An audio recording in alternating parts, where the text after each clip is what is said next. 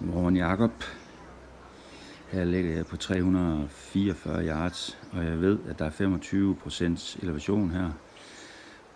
Så jeg placerer Falcon i max, og så trækker jeg den 10 ringe tilbage nu her. Så ved jeg, at slideren skal stå på 79%. Jeg kunne fandme ikke lige få helt til at passe, sådan at den endte på 77 eller noget. Så tænkte jeg bare, at det går fandme nok, fordi den var lige midt i koppen.